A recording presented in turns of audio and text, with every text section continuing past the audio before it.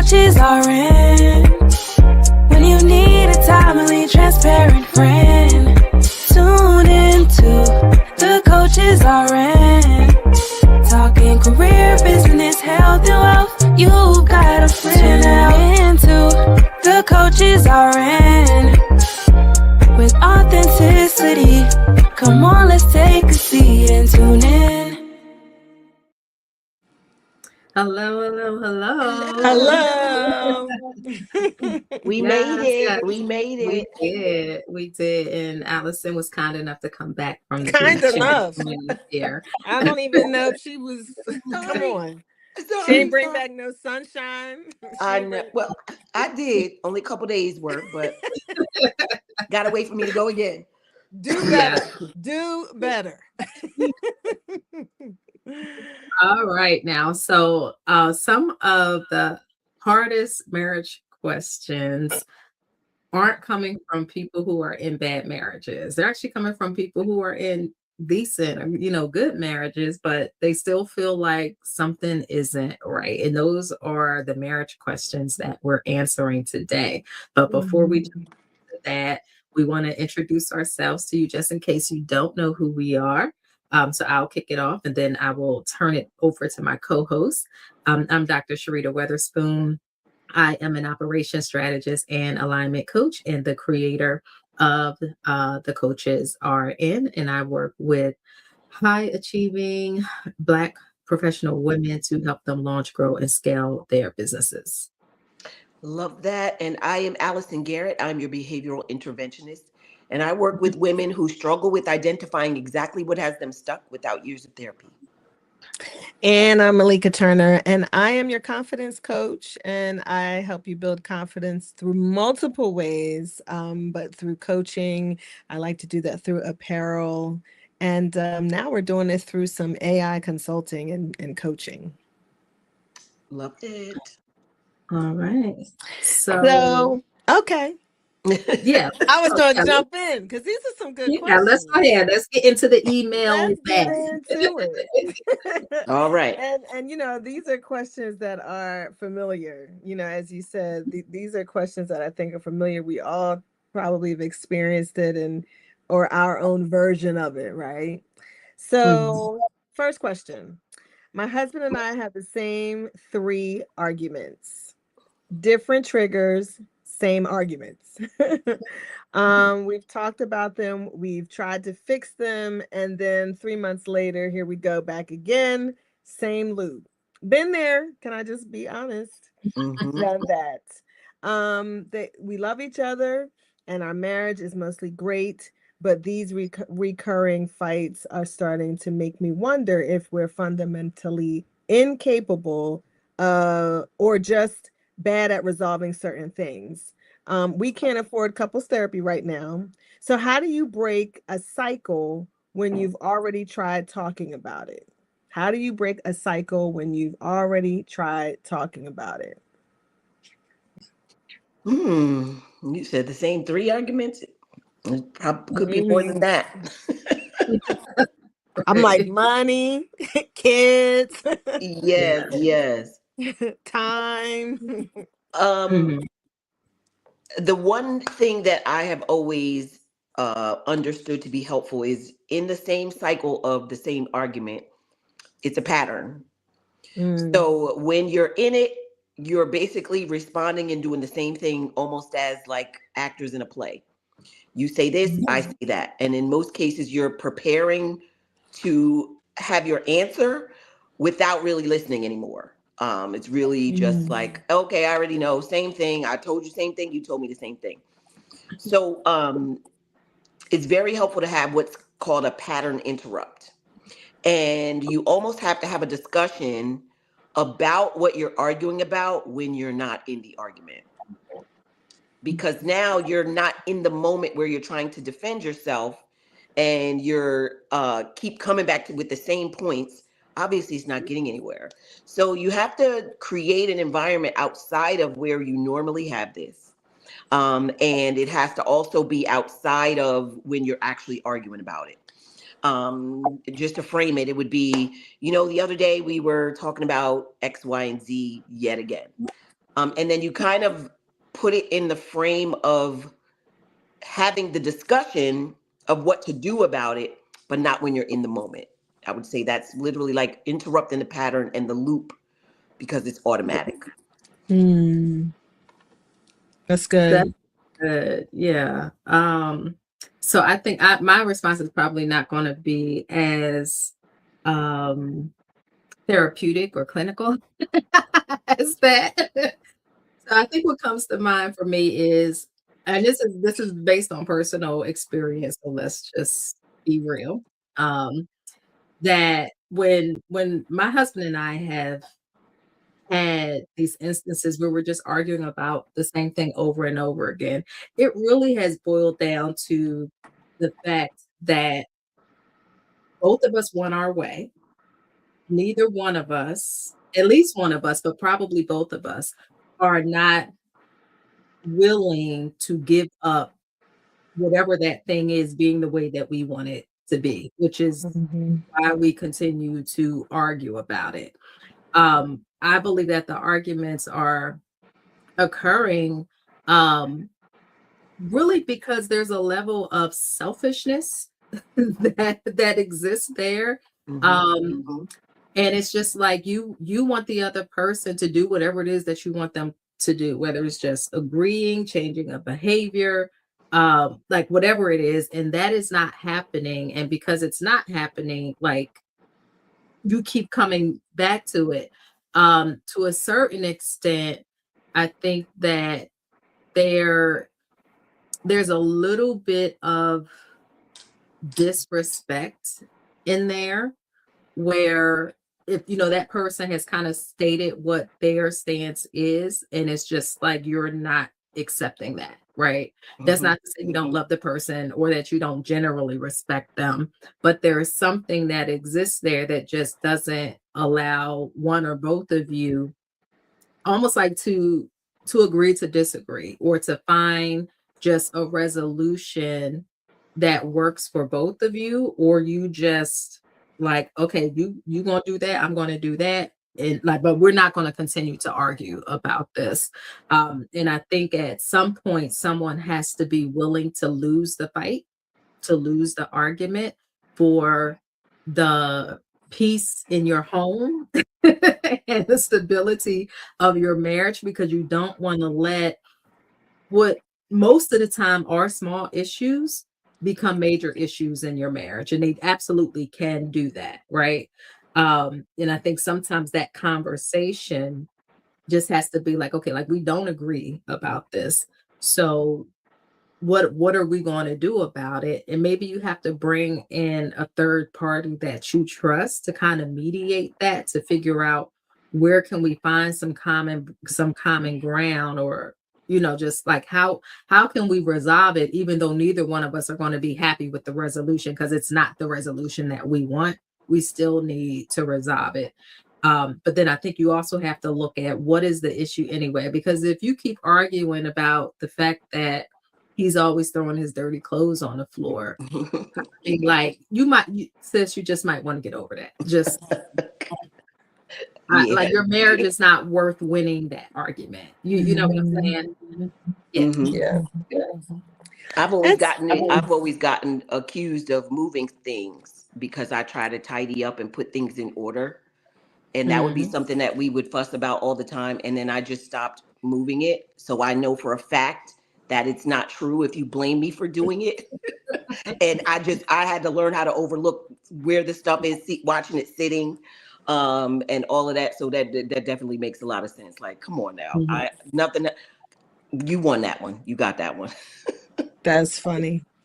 It's funny because my husband and I just facilitated a workshop at a marriage conference, and we've been talking about how this is one of the things that we dealt with, just going around the same, like coming back to the same argument 3 years later, 2 years later. It's like, wait a minute, we're still arguing about the same thing with no resolution. And so we've been talking about this whole idea of, after we attended the conference, and then we kind of put our own spin on this idea of translation versus interpretation. And like a lot of times we interpret what each other says, and kind of going back to what you said, Allison, as far as how we're interpreting what they're saying or something that you said, but the idea of like, I'm interpreting what you're saying, but it's filtered through a lot of craziness that I went through.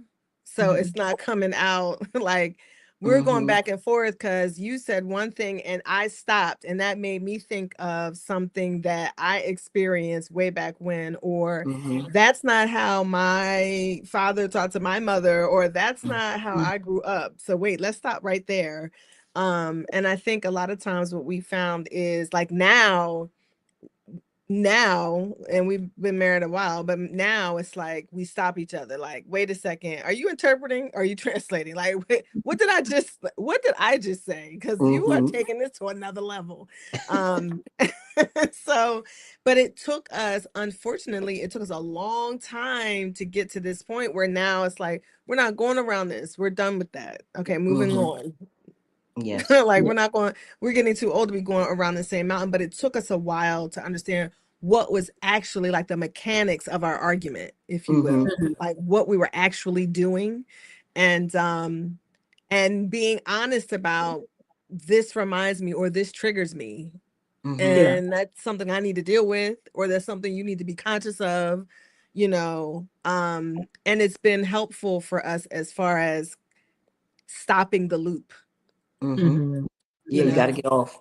Yeah, you do. You have to find a way to get off the loop. That I think came from a lot of prayer in the early years. But I do think that at some point you have to find a way to get off the loop so that it does not damage your marriage and then turn into something your kids recycle. Because that's all they know. That's big. Yeah.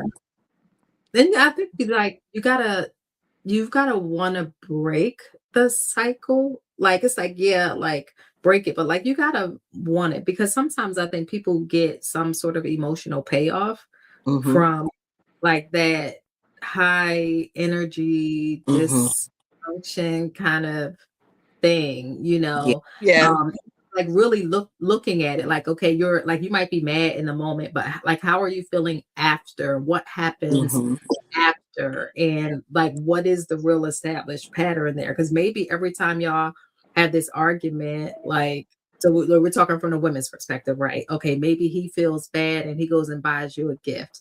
And subconsciously, you're like, every time we have this argument, I'm getting a gift. You know what I mean? Like, you might not be consciously aware of that, but it's just kind of like not just looking and analyzing what's happening in the argument in that moment, but kind of like, one, what's leading up to it, like what is actually triggering it, and then what is happening after that, and how are you feeling about that? How are y'all dealing with each other? Because it could be, some people have that dynamic where they have these passionate arguments and then they have this passionate night, like, or just feeling good overall. Yeah. So I think it takes a lot of thought and discernment and like some self-reflection as well, like to really dig deeper to find out what is going on.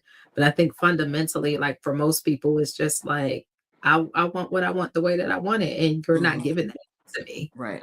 Or you don't believe that they're giving it in the way that you want it. I do everything. Yeah.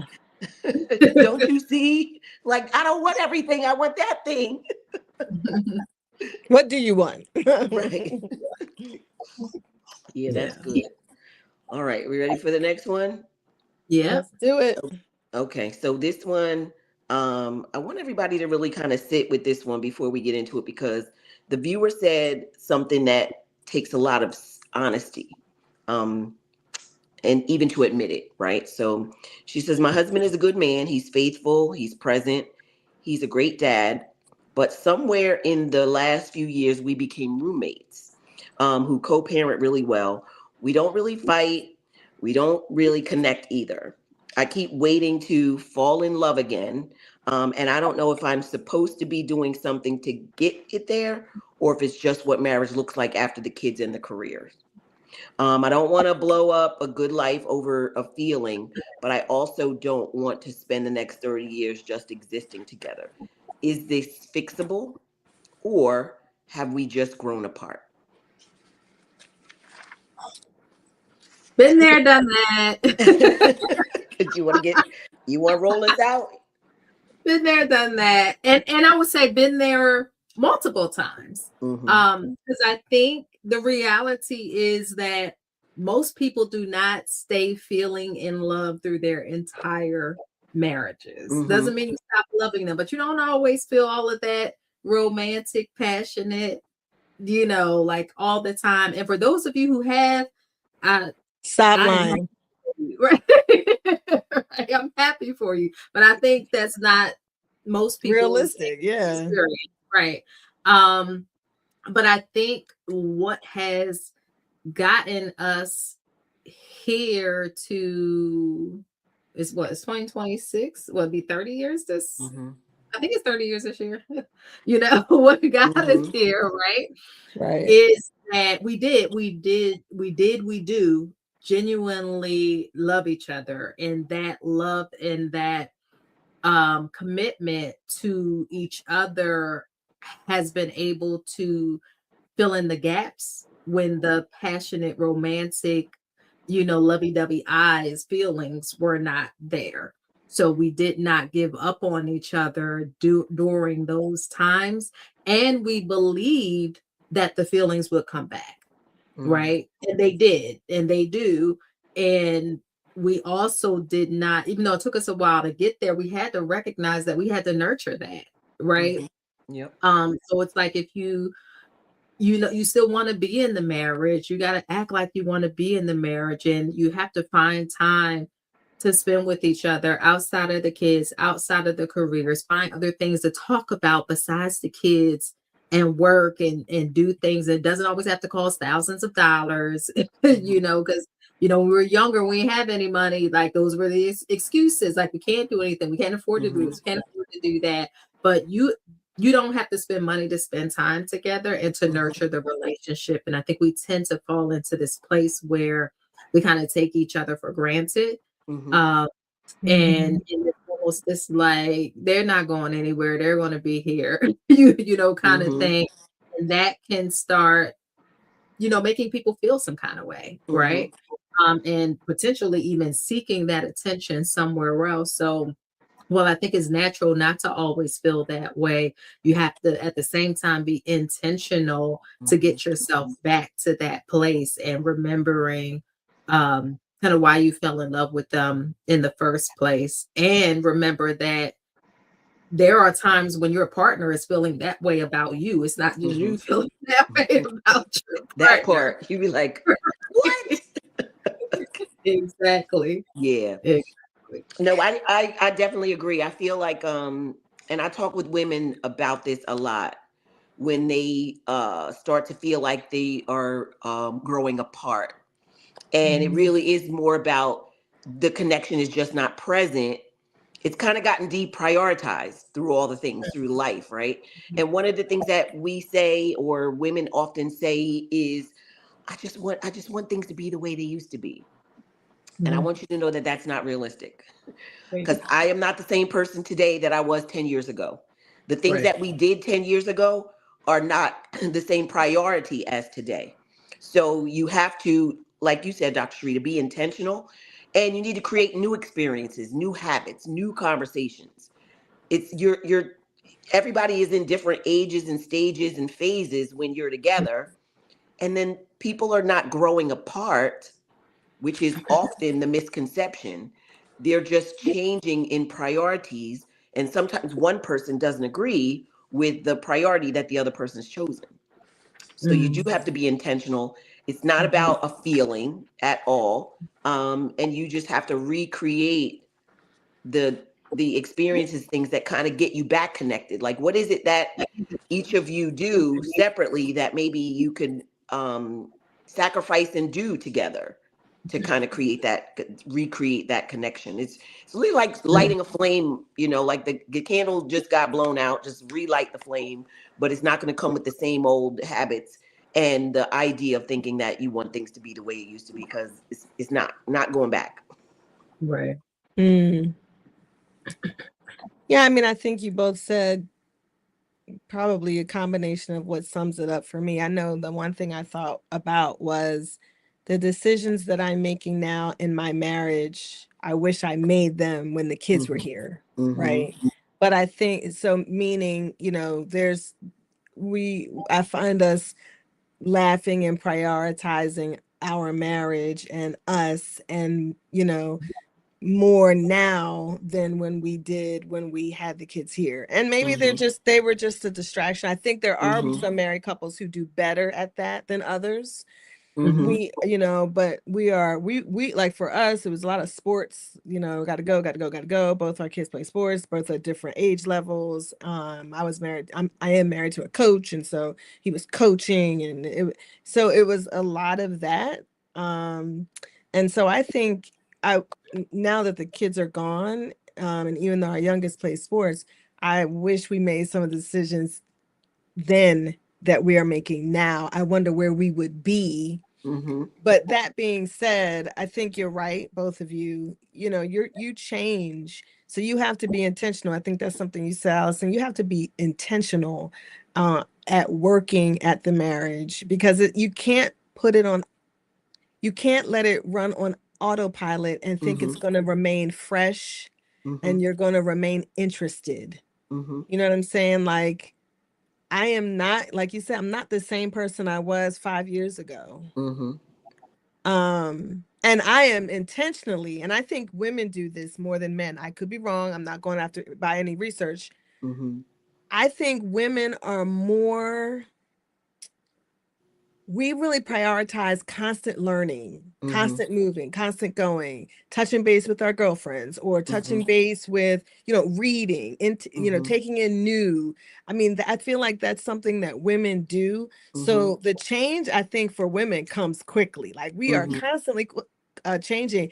And if your husband is not interested in that, or inquiring about that, or doesn't open up when you try to share things, it really does put a hammer on the marriage. Like, it really makes it hard to function and grow as a married couple. So you have to be, you want him to be interested in you, but you also have to be interested in his changes and his, you know, what makes him tick now. Right.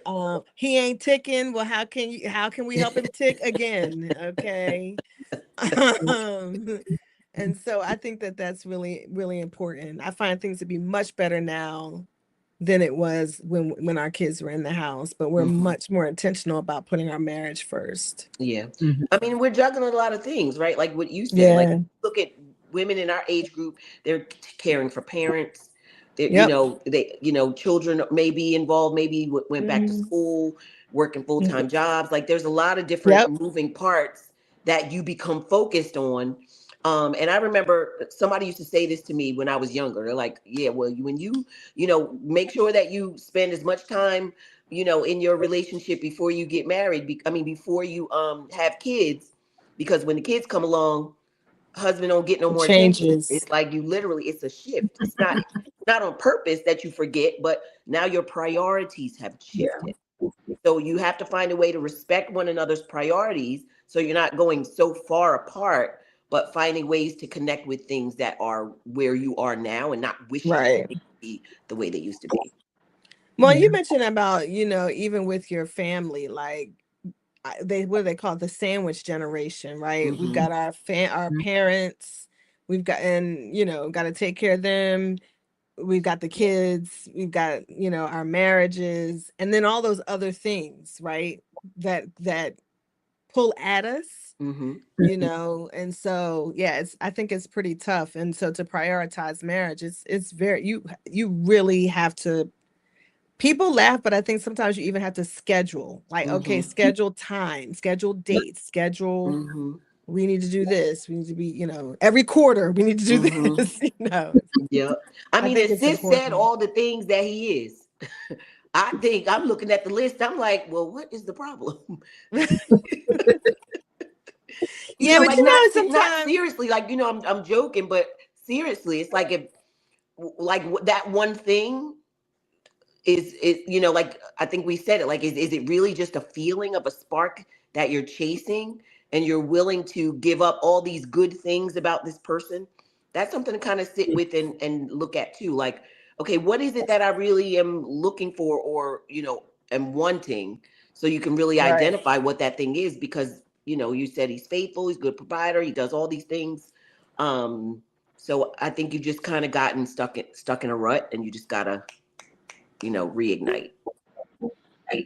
Yeah. Sometimes like that. She mentioned they became roommates, right? Well, sometimes mixed sex roommates end up like. So I look at it from that perspective. They have more fun.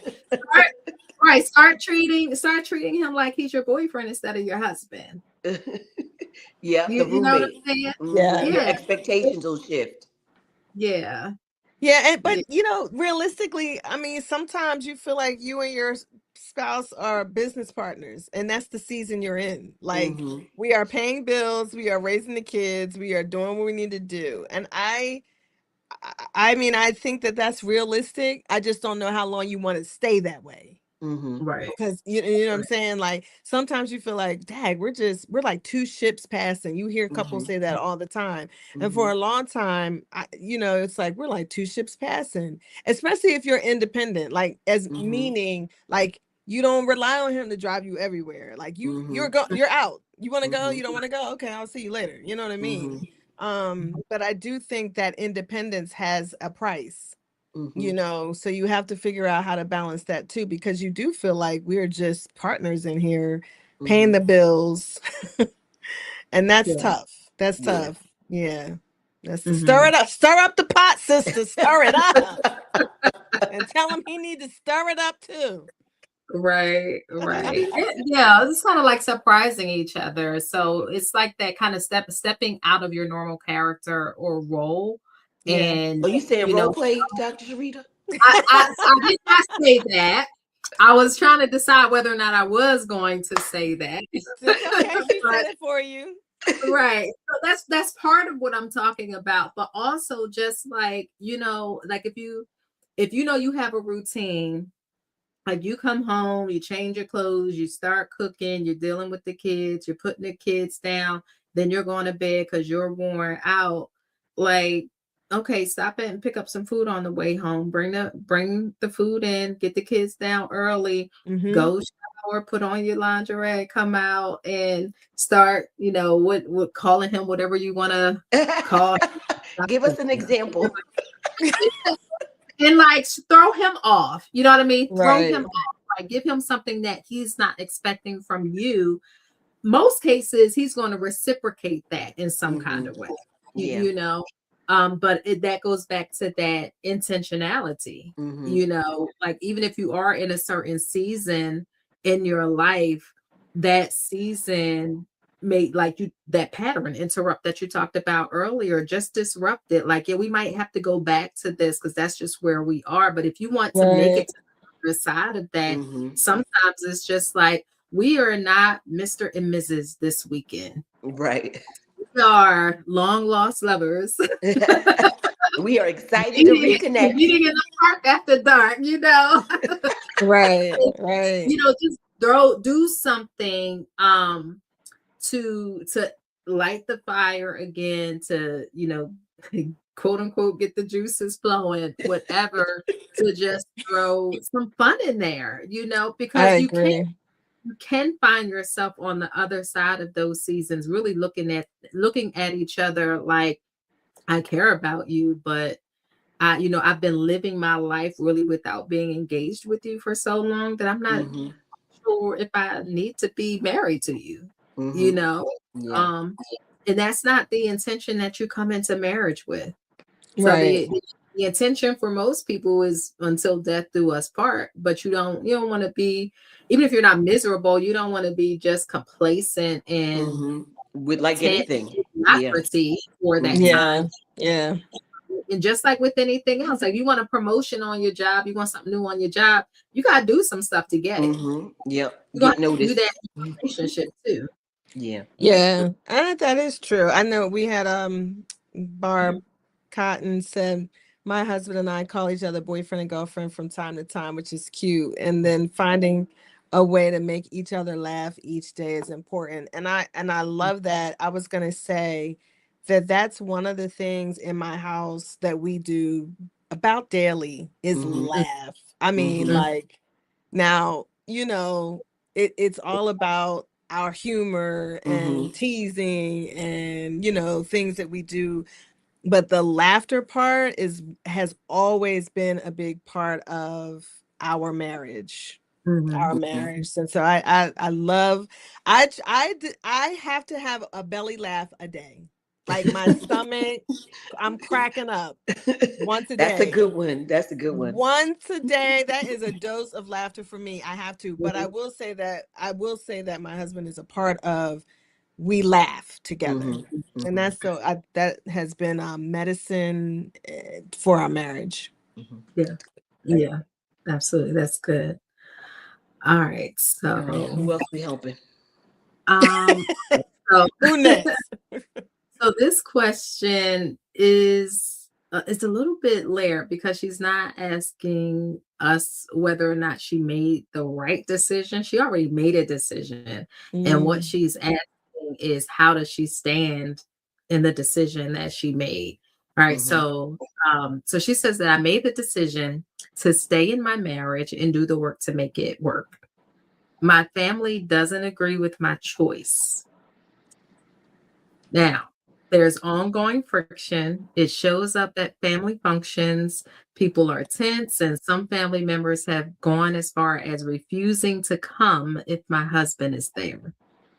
I'm committed to my marriage, but I'm also watching my family fracture over a decision that was mine to make. How do I stand firm in my choice when the people I love most are making me pay for it? Ooh. Go on, Dr. Malaika. You look like you got something to say. First of all, I'm like, huh? So I'm not sure that my answer will be popular. It doesn't have to be. Unpopular opinions are welcome. We need some.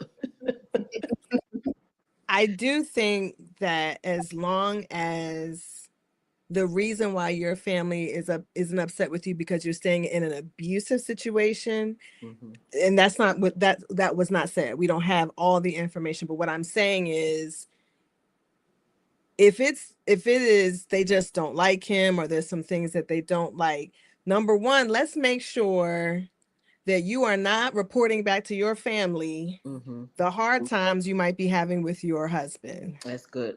Because when you plant seeds like that to your family about what's happening with your husband or any mistreatment or arguments, that would be the response that they would give you, because they love you first. Right.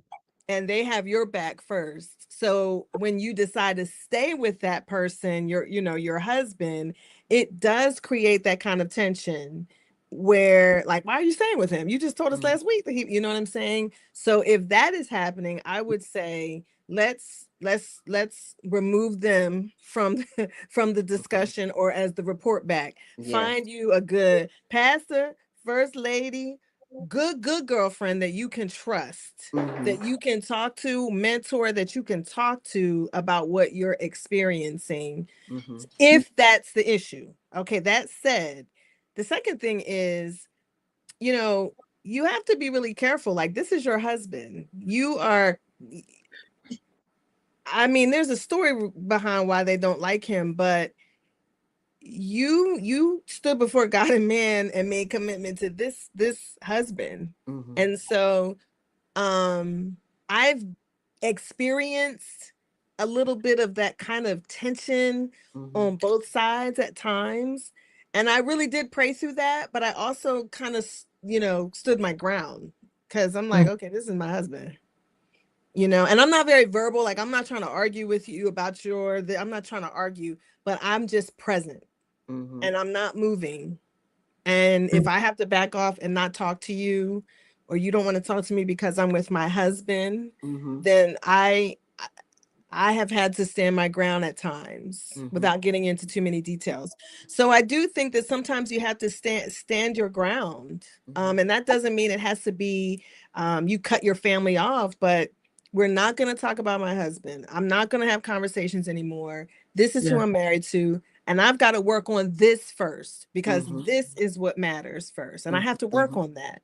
Mm-hmm. Yeah. And I'll wait for y'all to catch up. Mm-hmm. You know, I pray through that, but I have to maintain attention towards how can I make this thing work. Mm-hmm. Mm-hmm. Mm-hmm. So Yeah. I I think that's really good. I think maybe the only thing I would add, because like we're making some assumptions about what the right, back the right, situation is. right. So like let's if it is because you've been in some sort of an abusive situation or even like adultery or something like that, um, then I think that having some understanding or compassion for why your family feels the way they feel is Mm-hmm. a good thing, right? Because it's out of love, it's out of concern. Right. But then having conversations with them, like not go into detail, but just sort of like this is why I've chosen to Mm-hmm. stay. Mm-hmm. Um, and for whatever reason it is, your reasons are your reasons and they're valid. They don't have to agree Mm-hmm. with them, and asking, like telling them what kind of support you need, Mm-hmm. right? And that while you don't want to be in a position to choose between the two, your family and your husband, who is now also your family, Mm-hmm. um Right. you want to find a way that you all can be in the same place at the same time and there not be tension. That doesn't, you're not necessarily asking them to forgive him, Mm-hmm. right? You're not, hopefully he's not like sending those same messages and attitude and stuff back to Right. them, right? um and just like, like, I need you here for me. Like, even if you never speak to him, like, you don't have to be disrespectful to him and Mm-hmm. Right. Mm-hmm. disrespectful to you. But because it's kind of like you go to work and work with people you don't like all day every Right. day. Mm-hmm. Can't come to the cookout Mm-hmm. and you know what I'm saying. You Chop it can't come up to the and stay in your cookout, right, corner right. or whatever it is. Yeah. Yeah, and then, kind of letting your if you haven't had the conversation with your husband, just kind of like, this is why they feel the way that they feel. And maybe it is because you shared more than what, I don't want to say you should have been sharing, because if it was an abusive situation, talk about it, tell everybody you can tell about it. Mm-hmm. Right. Right. Right. But if Situation. not, it's like, Right. ooh. Yeah, but yeah, if not, then that's a situation where, like, maybe you actually need to apologize to both parties, because I should not have been telling you that much detail about my marriage. Mm-hmm. And then I should not have been telling them that much Mhm. detail about our marriage, because now you've got to deal with this, right? Right. Um, but ultimately your decision is your decision, and you're the one that has to live with the decision that you've made, and you're the one that will determine if at some point it was the wrong decision and you should leave. And you can always change your mind, and Mhm. hopefully your family will be there to support you at that time, if that ever comes to be the case. Yeah.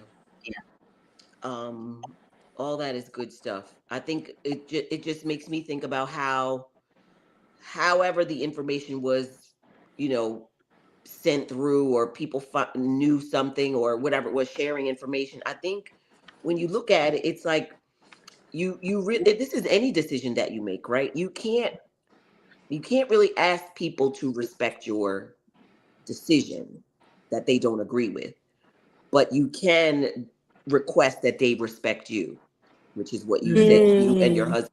It's like, you not there's many things that you may not agree with, so you don't got to respect my decision. Just respect me.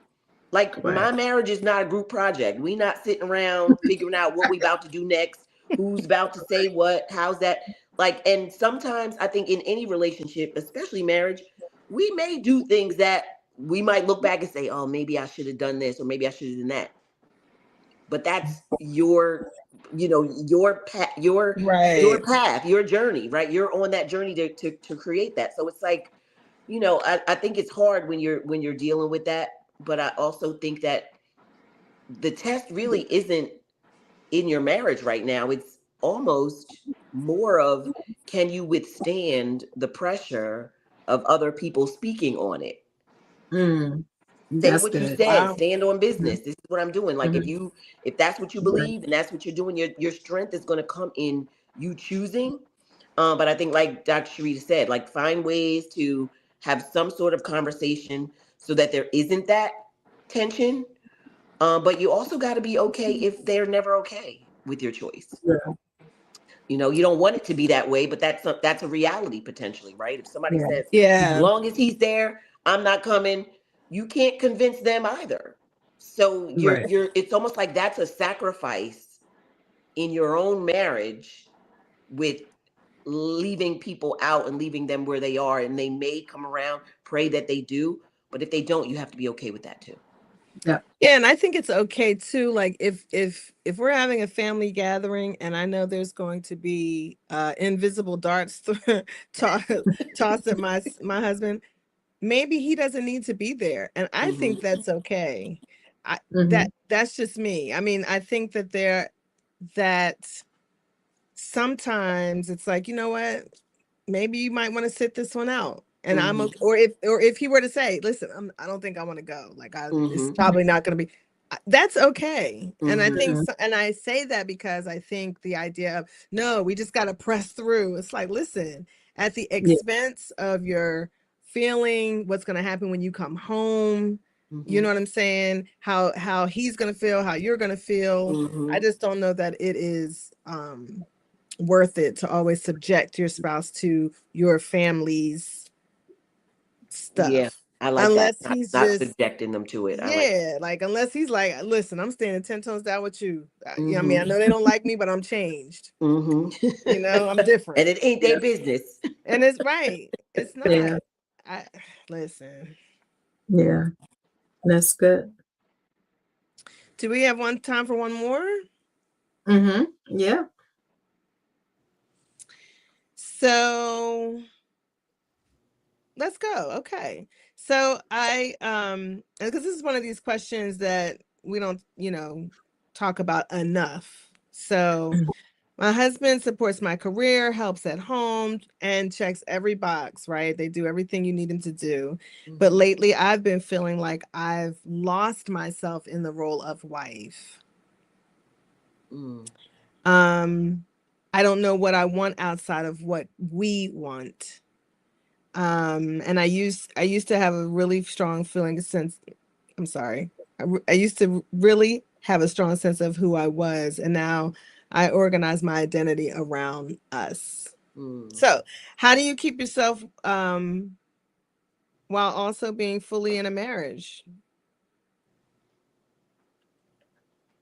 Oh, Eh, this is one of the good. things she said is, I feel guilty even saying this because nothing is wrong, quote unquote.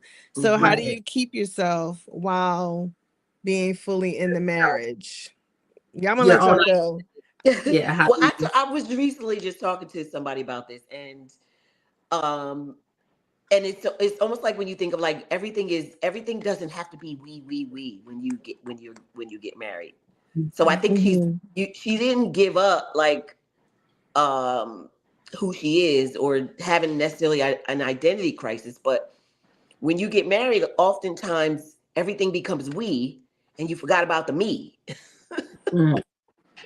Right. So there's this Yeah. place that you get to where you're like, oh my gosh, like, so what you've done is you've really just adapted into the role of wife.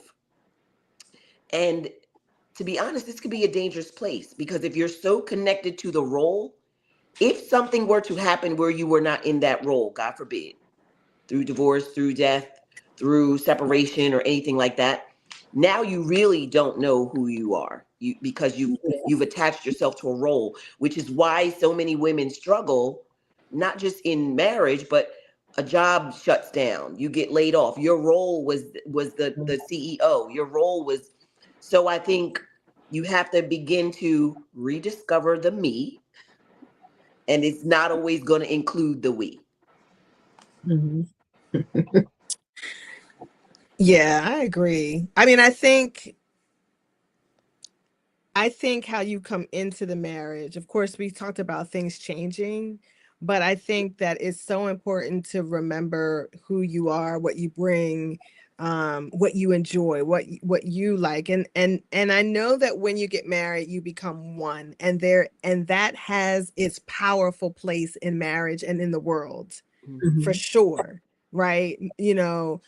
Me and my husband together are power force. Like, we are no joke when we are on the same page. Okay, when we're doing business or we're doing ministry or we're doing parenting, we are a force to be reckoned with, and I believe that wholeheartedly. It took me a long time to see that, but it's like I accept that.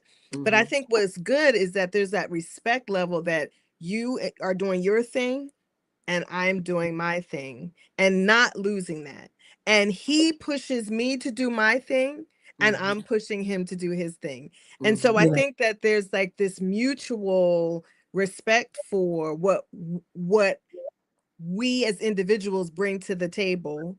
And then Mhm. there's that, when the circles come together, then there's that midpoint where we're like a force, and we recognize it and we know it, and we use it and do it and play it. And because I think that's God, what God desires, you know what I'm saying? But I do think, again, we talk about being intentional. I think you have to be intentional about, I would say, go back to some time, take some time for yourself, and say, okay, so and so, what do I enjoy? Start, get you a journal, start writing some things down. Um, start finding go back to what you brought to the table outside of being a wife, right? Mhm. Um, that really fed you, and that when it fed you, it would spill over into your marriage. Right? Yeah, There's that's Yeah. things good. that I do as an individual. There's things that I do as an individual in my marriage that spill into the we, Yes, makes it Right. better. Mhm. right? And that's how I know it's a good thing, right? It's a good thing. So I think that it's her being intentional about going back to that. What did you bring to the table? Who are you? And let's tap into that. And also, let's have a conversation with him about you tapping into that, so he doesn't see that things are changing. Like, wait, you're doing what? Let's have a conversation about that, so that he can be on the same page with you as you begin to rediscover you. Mm. Yeah, that's definitely good. I think there's also this reflection on, like, kind of how did that happen? Because you can really slip back into it. So Yeah. was it I'm going to use the word demand, although that's not the best word, but was there a demand put on you to conform to this role? Like, this is who you are now, Yeah, like in that's good. terms of the expectations The that expectation. your husband had for you, or was it something that you allowed to happen because of your own expectations of what it meant to be a wife or a mother? Right, right, Um, right. and I say that from, again, my own experience, because I experienced this, right? And it wasn't necessarily anything that my husband was asking me to do or asking me to give up, because he's always kind of been supportive of my dreams, my goals, all the different things that I had my hand in, whether it was work, whether it was in the community, church, business, like whatever it was. Like, he's always been like, yes, go do you. Right. Right, right, right. I took on this role, and I had these expectations of what it looked like to be a good wife and to be a good mother. And Mm-hmm. while I was able to meet the expectations, it came at a cost. Yeah. It came at a cost to, yes, my identity, also to just I was like emotional wellness, because I was overwhelmed. You Mm. know, I was acting like I was Superwoman. I was not Superwoman, but I was acting like I was Superwoman. Yeah, yeah. At some point, the cape fell off, Mm-hmm. and it was just like, I can't do this anymore. Like Mm-hmm. it's too much. There's too much on me. Yeah. But it's not on me because he put it on me. It Right. was on because I took it You on. took ownership. Yeah. Exactly. And I didn't ask for the help that I needed. I didn't say when it was too much going on, at least not without first getting mad and having an attitude and acting out. Right. They be like, "What's wrong with you? Nothing." Right. Exactly. Exactly. And I would say that I went in and out of that a few times until it was just finally like, okay, no, like this is on you, Cherita. And just like we hear the phrase about like people treat you the way you teach them to treat Mm-hmm. you. Mm-hmm. That's the same thing in your home, in your marriage. And it's not to say that you're letting him pull you into this role where this is all you can be. Because again, it wasn't him forcing me to do anything. He was letting me do me. Mm-hmm. And me was trying to be superwoman, not Right. recognizing I didn't need to try to be superwoman, that he was my help me as much as I was his help me, Mm-hmm. Right. you Yeah. know? So I think you really have to look at how did it happen? Mm-hmm. Like really like who was responsible for this happening? Because whoever was responsible for it is going to have to take some responsibility Fix it. and changing changing it, you know? Yeah. For sure. Yeah. I always think there's signs of who you're dealing with. That's either party prior to marriage. That's always been my philosophy. Like sometimes somebody turns in like as a Jekyll and Hyde, but I'm thinking if you're with somebody long enough, there's probably some signs of things that you see, but you just kind of say, okay, I'll get through that, or I'll fix that when we get there, Mm-hmm. or my needs are so I want this so badly, because sometimes people want marriage so badly, like I'll deal with it later. Mm-hmm. Right. And changing a person's person is not Mm-hmm. an easy change. It's not an easy fix. It just Mm-hmm. isn't. You know what I'm saying?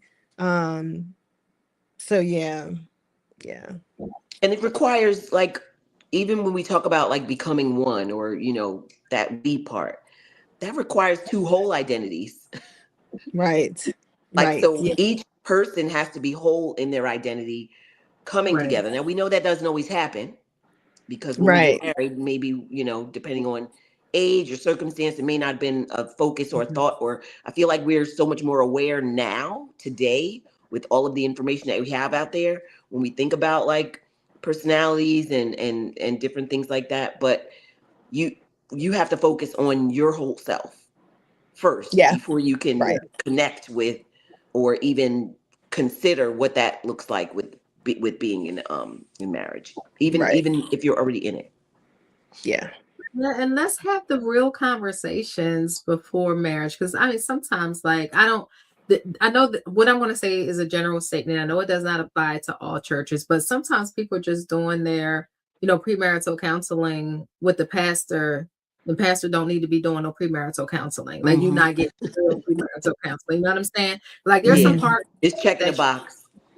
and hard conversations you need to have that can help you avoid some of these things happening, like clarity on what your not just what the Bible says about marriage, but what are your expectations coming into this marriage? What kind of wife do you expect her to be? What does that look like? And what kind of husband do you expect him to be? What does that look like? What does it look like when you have children? And like, are you going to have like, okay, well, she's driven and she wants to do this, these are her goals, like how do you feel about that? And just like really digging into all of that stuff before you even commit yourself to the covenant. Right.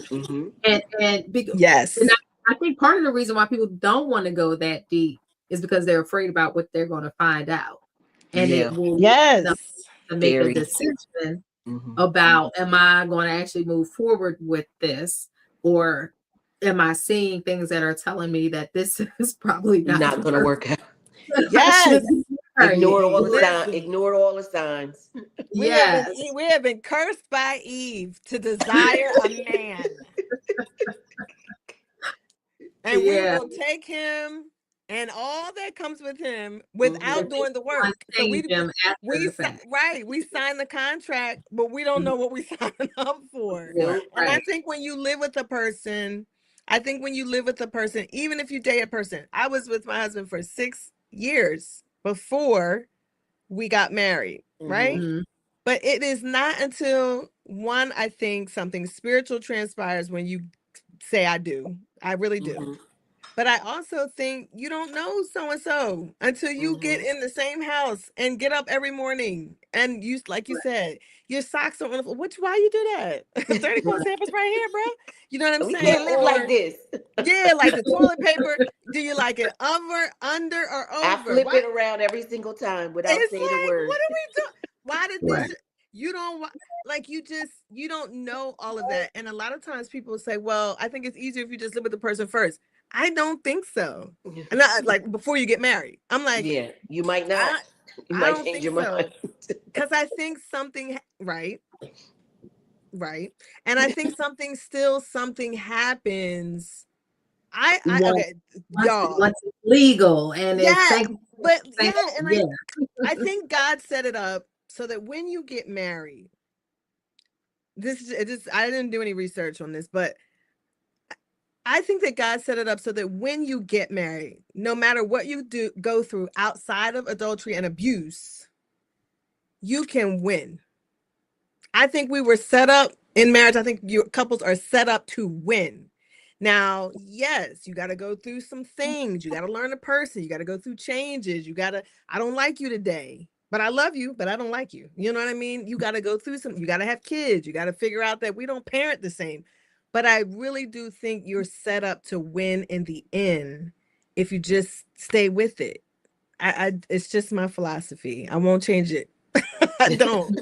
Because I've seen too many people go through. I know what I went through. I know I've seen people go through things and stick with it and continue to and you don't even have to be this, I don't know, I don't even think you have to be saved, sanctified, and filled with the Holy Ghost. I think that when you acknowledge, Lord, help me, I believe he answers. Yes. Now, and maybe that marriage will draw you closer. Mm-hmm. But even if you just have enough to say, God help us. Yeah. I think that you get what you need for where y'all are to win every time. I just believe it. I know that's what I'm gonna tell my kids. That's a I'm gonna tell my word, kids the Dr. same Malaika. thing. Yeah. It's not easy though. I don't like to make marriage easy. I think it's hard work. That I always say that marriage and parenthood are two of the hardest, and entrepreneurship, the three hardest things you ever do in your life. Yes, and we chose to do them all. We did. I will tell you, if I came on here tonight and said, y'all have an announcement to make, I'm pregnant. Y'all be like, what? Like, she's 57.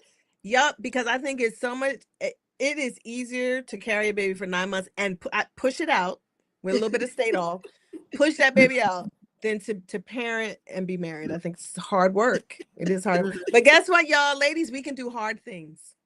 Yeah, we can. Living proof. We can do hard things. But we have to stop signing up for hard things. It don't got to be that hard.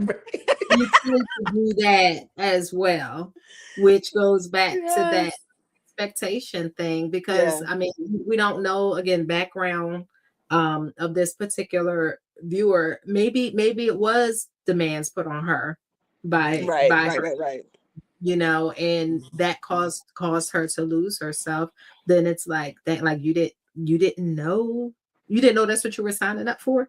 You know what I'm saying? Like, so we got to be willing to kind of set the emotion aside sometimes and like get down and dirty with like who is this man? And they should are you? Right? Not just I'm attracted to you, you make me feel good. I get the butterflies in my stomach. I get some other things going on. You know what I mean? Like all of that stuff is good, but when it gets hard, who is are that you? enough? Yeah, is that That's enough? the truth. That's the truth. Right. Shout Yeah. out to Barb. She is killing it with these comments. Okay. She said on rough days, open communication and friendship can help a couple work to love each other, even on days when you struggle to like each other.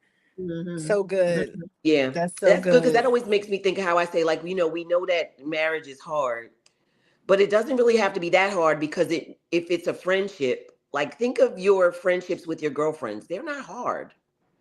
And Right. granted, you don't live together and it's not Yeah, the same us, type yeah. of dynamic, but if you keep that at the forefront, if this person is your Yeah. friend, there's certain things that you will not do, you will not say, like, and that can help a lot, just having that as an Yeah. idea, like the viewer said, it's like laugh, find things, like you work it out differently with a friend on the outside, as opposed to soon as he do something, you like, it's the worst thing in the world, but your girlfriend could get away with it. Right. Yes. Yes. That's true. Yeah. That's true. Mhm. I probably because you probably like your girlfriend more than you like your husband at times. Like I like them most of the time. You're getting on my nerves. Right. But yeah, that's so true. That's true. That's true. Mhm. That's true. And that's only Yeah. some friends, right? Mhm. Yeah. Mhm. Just You ain't got overall, that when you many. think about your best relationships, why hasn't Mhm. why hasn't that best relationship failed? You have it, you Yeah. have the capacity. Mm. Yeah. And it's the different expectations. Like, I mean, Yeah. we as in men and women, husbands and wives, both have these elevated expectations of each Mhm. other that you do not have for other people. Mhm. Right. And to a certain extent you should, but I think sometimes they're unrealistic. Yeah, that tipping point, that Right. scale is like, Right. Right? Yeah, and it's just Right. because I'm still human and I Right. still mess up, I still fall short. I still feel how I feel. I'm still going to have different opinions. mhm. I'm, still sometimes going to have an attitude or a smart mouth because that's just naturally who I am. Mhm. Right. Right? Right. That's not going to stop just because you're my husband. If I'm Mhm. sarcastic out in the street, I'm definitely going to be sarcastic out in this house Right. because this is where I'm supposed to be able to be The me. right. Most comfortable, yes. Right. Yes, that's so true. But there's things, you know what, that's so true. And I think because sometimes like your mouth. Yes. Yes, it is. I've always gotten in trouble for it. But this is where I'm most comfortable because I also know when to shut it down. Like I also know when to read the room. Like, okay, you're not in that mood. All right, let me bring it down. And I think with your friends, you don't talk to them enough. Mhm. You know what I'm saying? Like you don't talk Mhm. to them all the time for them Mhm. to know, like, okay, are you all right? Because your mouth is smart. They know. I don't even get smart. Do I get smart, Cherita? I don't even get smart with you like that. I don't know. I think I've gotten a couple in the last few years. Yeah. It's my old And, age. and it's something and I think I like both times I was just kind of like, What? It's my it's just old age. like, Okay. but it's not something like it was out of the norm. And it was just like, okay, like I don't think it's me, but I'm like, okay. It's okay. She ain't cut me off though. She ain't cut I me know, off. but that was that. If that was your husband, you'd be like, "What you say? You'd be like, you know, Say them that husbands be again." like, say go what? Your mouth. Grace, we got to give grace. Yeah. Oh boy. It was good. Yes, yes. And we didn't even get through all of the questions. I know. I know. We have to Well, do you it know how again. that goes. We always got to come back and do a replay, do Yeah, another that's one, so true. Yes. a do Yes. over. Absolutely. So this is a great episode. I love when we get the opportunity, whether it's with the viewer questions or just, even with the guests, Ourselves. like Yeah. being able to just like talk, right? Yeah. Mhm. And hopefully all of these conversations are beneficial to our viewers and are able to Yes. draw something out of it for their lives. Mhm. So, if you tuned in and you got something out of it, make sure you like the episode, share it with any other women that you know would benefit from watching this. Yeah. Look, I was intentional when I like did my posts and like my emails. It's like, no, don't tag a woman. like send them a DM because their husband might. Oh. So she can go to it herself. We don't need them to know that you think she That is right. see this episode. Be like, right? look at this. Look, and somebody already asked for a part 2. Listen, we stay definitely will do Send a in part your 2. questions. You got to send your questions in for a part 2. Yes. It won't be like next time, like we have the next few episodes already planned out, but we will do a part 2 on this. Absolutely. Yes. So we will be back on May 4th. The year is almost half over. It's crazy. May 4th. And we will have a special guest for that episode. Melanie Gunn will be joining us, and we'll be discussing her book, What Love Rebuilt. So be sure to tune in on Monday, May 4th at 8 p.m. And I guess that does it. That's then, it. All right. Coaches out. Coaches are out. The coaches are in. When you need a timely, transparent friend, tune into the coaches are in. Talking career, business, health, and wealth. You've got a friend now. Into the coaches are in. With authenticity.